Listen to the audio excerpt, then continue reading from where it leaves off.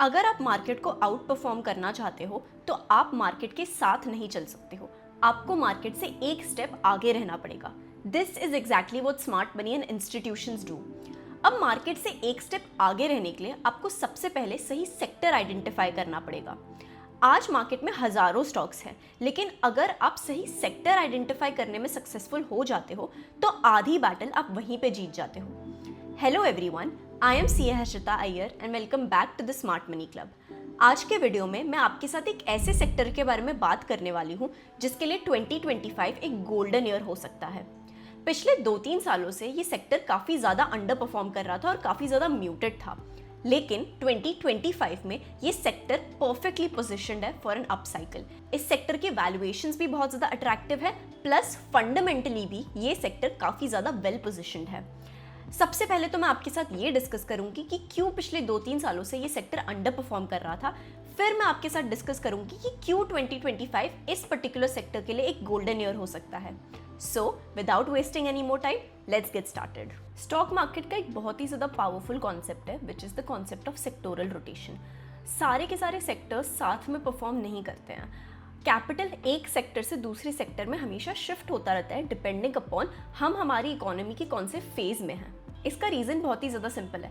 जैसे इकोनॉमी कभी भी एक स्ट्रेट लाइन में ग्रो नहीं करती है, वैसे ही हर सेक्टर एक स्ट्रेट लाइन में मूव नहीं करता है। हम हमारे इकोनॉमिक साइकिल के कौन से फेज में है उस पर डिपेंड करता है कि स्टॉक मार्केट का कौन सा सेक्टर परफॉर्म करने वाला है। फॉर एग्जाम्पल, जब इकोनॉमी बूम हो रही होती है, कंज्यूमर स्पेंडिंग बहुत ज़्यादा बढ़ती है, तब ऑटोमोबाइल, बैंकिंग, रियल एस्टेट ये सारे सेक्टर्स परफॉर्म करते हैं। इन सेक्टर्स को सिक्लिकल सेक्टर्स भी कहा जाता है। ऑन दी अदर हैंड, जब इकोनॉमी उतना ज़्यादा अच्छा परफॉर्म नहीं कर रही होती है, किसी तरीके का स्लो डाउन आ जाता है या फिर रिसेशन आ जाता है या कोई इकोनॉमी में अनसर्टनिटी चल रही होती है, उस टाइम पे डिफेंसिव सेक्टर्स जैसे कि फार्मा एंड एफएमसीजी ये सब परफॉर्म करते हैं। क्योंकि इकोनॉमी जितना भी बुरा क्यों नहीं परफॉर्म कर रही हो, फार्मास्यूटिकल्स और एफएमसीजी प्रोडक्ट्स की डिमांड तो होने ही वाली है। That is why when the economy is not doing well, defensive sectors perform very well. On the other hand, जब economy is doing very well, तब ऑटोमोबाइल्स, रियल एस्टेट इस तरीके के सेक्टर्स बेटर परफॉर्म करते हैं। Now think of it like a relay race. जैसे relay race में अलग अलग प्लेयर्स जो है एक एक करके जो रॉड होती है which is basically called the baton, उसे पास ऑन करते रहते हैं। वैसे ही स्टॉक मार्केट में भी अलग अलग सेक्टर्स में कैपिटल रोटेट होता रहता है।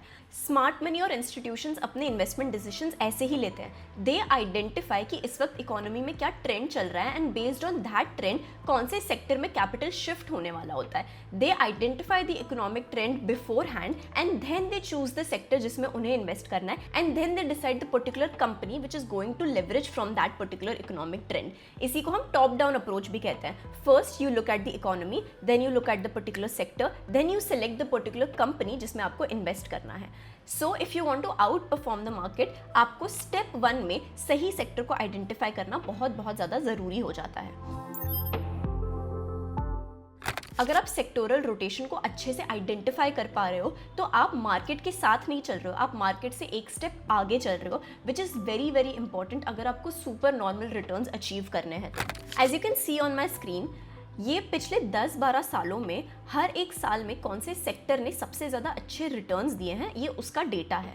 सो अगर मैं 2020 की बात करूँ तो बिकॉज इकोनॉमी स्लो डाउन में चली गई थी, रिसेशन का बहुत ज़्यादा डर था एंड ऑल्सो पैंडेमिक आ चुका था, इसलिए फार्मा सेक्टर ने सबसे ज़्यादा अच्छा रिटर्न दिया। उसके बाद 2021 में इकोनॉमिक एक्टिविटी फिर से रिज्यूम हुई, कंपनीज ने इंडस्ट्रियल प्रोजेक्ट्स करने चालू कर दिए। इसकी वजह से मेटल की डिमांड बहुत ज़्यादा बढ़ गई, इसीलिए 2021 में मेटल सेक्टर ने सबसे ज़्यादा अच्छा रिटर्न दिया। देन 2022 में बिकॉज हमारी इकोनॉमी और ज़्यादा रिवाइव करने लगी, डबल डिजिट इकोनॉमिक ग्रोथ होने लगा, इसलिए कॉर्पोरेट्स ने बहुत ज़्यादा बोरोइंग्स करनी चालू कर दी for doing more capital expenditure. उसके बाद हम आते हैं 2022 में, हमारी इकोनॉमी ने अच्छा खासा रिवाइवल दे दिया था, हमें डबल डिजिट इकोनॉमिक ग्रोथ होने लगा था। उसी के साथ गवर्नमेंट ने पीएसयू बैंक्स में काफ़ी सारे रिफॉर्म्स भी इंट्रोड्यूस किए थे, कॉर्पोरेट बोरोइंग्स बहुत ज़्यादा बढ़ गई थी, ज़्यादा कंपनीज कैपिटल एक्सपेंडिचर प्रोजेक्ट्स कर रही थी, इसकी वजह से पीएसयू बैंक्स ने बहुत ज़्यादा अच्छा परफॉर्मेंस किया था। देन हम आते हैं 2023 में। गवर्नमेंट ने 2023 के बजट में कैपिटल एक्सपेंडिचर को बहुत ज़्यादा प्रायोरिटाइज किया था, affordable housing schemes and all of those things were introduced and because हमारी इकोनॉमी उस टाइम पे भी रिवाइवल में थी, इसलिए रियल एस्टेट सेक्टर ने बहुत ज़्यादा अच्छा रिटर्न दिया था। देन अगेन हम 2024 में आ गए, इकोनॉमी थोड़ी सी स्लो डाउन होने लग गई एंड फार्मा एक्सपोर्ट्स बहुत ज़्यादा बढ़ने लग गए, इसकी वजह से pharma again became the out performer in the market. So ऐसे ही हर साल डिपेंडिंग अपॉन हमारी इकोनॉमी उस वक्त कौन से स्टेज में है, क्या इकोनॉमिक ट्रेंड्स चल रहे हैं, and all of those reasons अलग अलग सेक्टर्स आउट परफॉर्मर्स बनते हैं।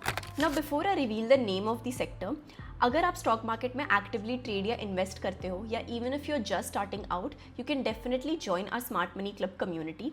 We have a community of like minded people जहाँ पे हम बिलीव करते हैं in making money from the markets in an absolutely stress free manner. So if that is something जिसका आप पार्ट बनना चाहते हो, you can definitely join us from the link given in the description. अब वो sector जिसका 2025 में एक गोल्डन पीरियड स्टार्ट होने वाला है, वो सेक्टर है बैंकिंग सेक्टर। ये सेक्टर ने पिछले 2-3 सालों से इन्वेस्टर्स को बहुत ज़्यादा परेशान किया है, बहुत ही ज़्यादा म्यूटेड ग्रोथ रही है इस सेक्टर में। Now before I tell you कि क्यों 2025 बैंकिंग सेक्टर के लिए एक गोल्डन पीरियड होने वाला है, आप लोगों के लिए ये समझना बहुत ज़्यादा इंपॉर्टेंट है कि क्यों बैंकिंग सेक्टर ने इतना ज़्यादा अंडर परफॉर्म किया है। So the story starts in 2020 जब हम सब लॉकडाउन में चले गए थे। 2020 में बिकॉज हमारी इकोनॉमी पूरी की पूरी तरीके से शट डाउन हो चुकी थी, इसलिए रिसेशन का बहुत ज़्यादा खतरा था। इस रिसेशन के खतरे को फाइट करने के लिए आरबीआई ने अपने इंटरेस्ट रेट्स को हिस्टोरिकली लो लेवल पर गिरा दिया था। मेरी स्क्रीन पे जो आप ग्राफ देख रहे हो, ये ग्राफ है इंडिया के इंटरेस्ट रेट्स का। As you can clearly see here, 2020 के टाइम पर इंटरेस्ट रेट्स को बहुत ही ज़्यादा गिरा दिया गया था। इतना कम इंटरेस्ट रेट पिछले 20-25 सालों में नहीं हुआ था। ऐसा क्यों किया गया? The reason is very simple, because economy बहुत ही ज़्यादा प्रेशर में आ चुकी थी। अब जितना इंटरेस्ट रेट कम होंगे, लोग उतना ज़्यादा लोन लेंगे, कॉर्पोरेट्स उतना ज़्यादा लोन लेंगी और इकोनॉमी में लिक्विडिटी इन्फ्यूज़ होगी। लोगों के हाथ में ज़्यादा पैसा आएगा, लोगों के हाथ में ज़्यादा पैसा आएगा तो वो ज़्यादा खर्चा करेंगे एंड इकोनॉमी जो है रिवाइव होगी। That is the basic reason कि क्यों आरबीआई ने अपना इंटरेस्ट रेट इतना ज़्यादा गिरा दिया। नाउ उसी ड्यूरेशन के टाइम पे 2020 से लेकर 2021 में बैंक्स ने बहुत ज़्यादा एग्रेसिवली लोन्स देना चालू कर दिया। एक तो इंटरेस्ट रेट बहुत ज़्यादा कम था, लोग बहुत ज़्यादा लोन डिमांड कर रहे थे because of low interest rate. जिसके पास गाड़ी नहीं थी वो गाड़ी खरीद रहा है ईएमआई पे, जिसके पास घर नहीं है वो होम लोन ले रहा है। So people started borrowing a lot and banks also started aggressively lending a lot. उस टाइम पे एनबीएफसीज, माइक्रो फाइनेंस बैंक, ये सब बहुत ज़्यादा इमर्ज होने लग गए थे। उस टाइम पे अनसिक्योर्ड लोन्स, यानी वो लोन जो कोलैटरल के बिना दिया जाता है, for example credit card, personal loans, buy now pay later scheme, ये सारी लोन्स भी बैंक्स ने बहुत ज़्यादा एग्रेसिवली देना चालू कर दिया था। As a result what happened, banks ने उन लोगों को भी लोन देना चालू कर दिया विच वर सब प्राइम बोरोवर्स, यानी वो लोग जिनके पास उतनी इनकम ही नहीं है कि वो अपने इंस्टॉलमेंट्स फ्यूचर में पे कर सके, उन्हें भी बैंक्स ने लोन्स देना चालू कर दिया। सो 2020 और 21 में बैंक्स जिस रेट में लेंडिंग कर रही थी वो बिल्कुल भी सस्टेनेबल नहीं थी, बिकॉज बैंक्स ने बहुत सारे सब प्राइम बोरोवर्स को पैसे दे रखे थे। वही लोगों ने 2022 में आते आते डिफॉल्ट्स करने शुरू कर दिए। इस वजह से बैंक्स के एनपीए बहुत ज़्यादा बढ़ गए। There was a sharp increase in NPA. What is NPA? Suppose मैं एक बैंक हूँ और मैंने 100 जनों को 1-1 लाख का लोन दिया, उसमें से 5 लोग ऐसे हैं जिन्होंने मुझे लोन रीपे ही नहीं किया, तो मेरा 5 लाख का एनपीए हो गया, that is non performing asset. So 2022 में आते हुए बैंक्स के बहुत ज़्यादा एनपीएस एक्यूमुलेट होने लग गए। सो एक चीज़ तो ये है कि बैंक्स के एनपीए बहुत ज़्यादा बढ़ने लग गए। Another important thing which started happening after 2022 was RBI ने लाइन से अपने इंटरेस्ट रेट्स को फिर से हाइक करना चालू कर दिया, बिकॉज पैंडेमिक का जो थ्रेट था वो तो खत्म हो गया था। सो एक जगह बैंक्स के एनपीए बहुत ज़्यादा बढ़ने लग गए, आरबीआई ने इंटरेस्ट रेट्स बहुत ज़्यादा हाइक करने चालू कर दिए।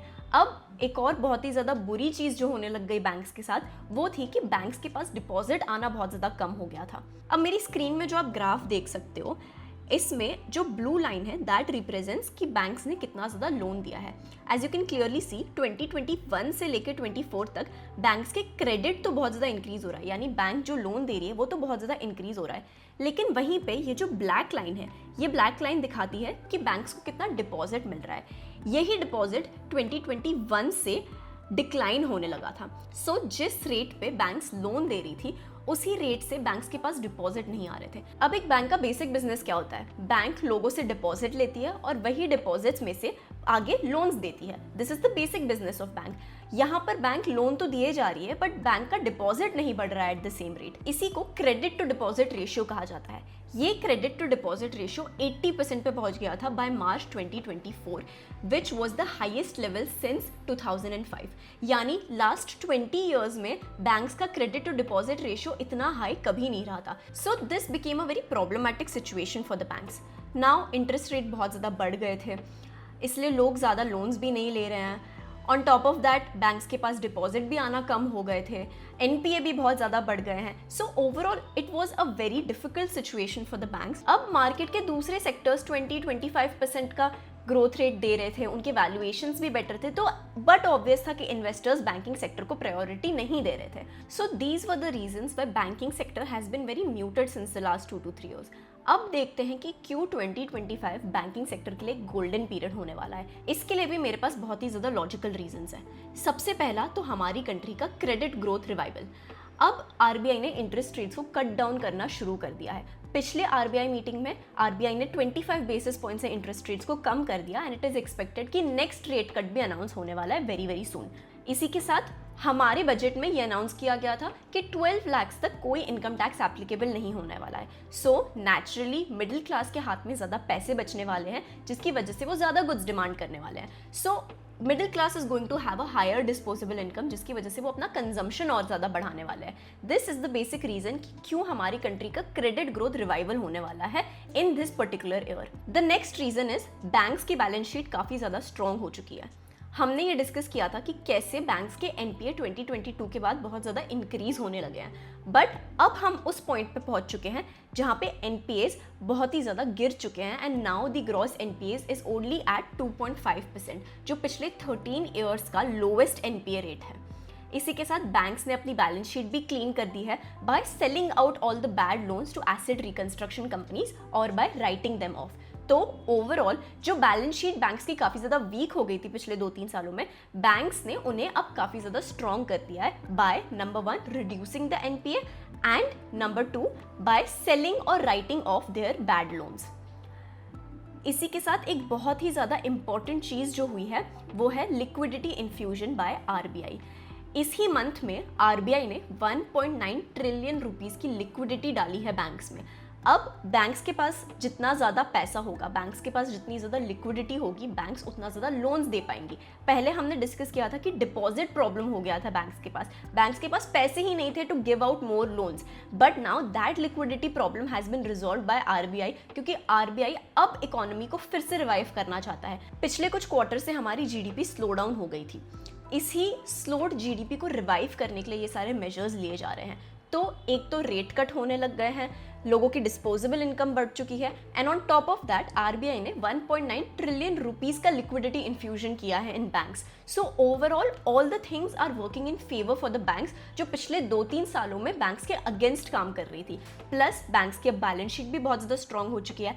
सो ओवरऑल अब वो सारे फैक्टर्स आ चुके हैं बैंक्स के पास which has well positioned it for an up cycle. Now on top of all of this, valuation is very attractive in the banking sector right now. ये जो ग्राफ है, इसकी जो पिंक लाइन है, this represents the PB ratio. Banking sector की valuation check करते वक्त हम price to book value ratio को प्रायोरिटी देते हैं. Price to book value ratio का मतलब होता है कि बैंक्स कितने टाइम्स प्राइस्ड है in front of their book value. अगर ये प्राइस टू बुक वैल्यू ज़्यादा है that means the banks are overvalued, and अगर यही प्राइस टू बुक वैल्यू कम है that means the banks are attractively valued. अब बहुत सारे अलग फैक्टर्स भी हैं जो हम चेक करते हैं while looking at the valuations, but price to book value एक बहुत ही ज़्यादा important measure होता है for checking the valuation, especially for the banking stocks. So as you can see, this pink line is very low right now, यानी banks की valuation काफ़ी ज़्यादा attractive है इस point पे. ये same level of PB ratio हमें 2020 यानी कोविड के टाइम पे मिल रहा था. So this makes the banking sector very very attractive when it comes to valuation. अब because of all of these reasons, banking sector काफ़ी ज़्यादा attractive बन चुका है. Valuations भी अच्छी हैं, प्लस क्रेडिट ग्रोथ रिवाइवल भी हो रहा है, बैलेंस शीट भी बहुत ज़्यादा स्ट्रॉन्ग हो चुकी है बैंक्स की, आरबीआई लिक्विडिटी भी इन्फ्यूज कर रही है, प्लस आगे और रेट कट्स अनाउंस होने वाले हैं. सो ओवरऑल इस वक्त बैंकिंग सेक्टर बहुत ज़्यादा अट्रैक्टिवली पोजिशन्ड है. Now when I talk about banking sector के अंदर बहुत सारे अलग अलग सब सेक्टर्स आते हैं. We have private banks, we have PSU banks, we have micro finance, NBFC, diversified banks. So banking sector बहुत ही ज़्यादा बड़ा और बहुत ही ज़्यादा वाइड सेक्टर है. उसके अंदर सही सब सेक्टर सेलेक्ट करना is also very important. Now if you ask me, I would advise you कि आप micro finance and NBFC bank से दूर रहिए, बिकॉज आरबीआई बहुत सारे रिस्ट्रिक्शंस डाल रहा है इनके ऊपर. पिछले एक साल में there are so many news of every other NBFC shutting down or being regulated by the RBI. So this is not the right time to enter into microfinance or NBFC.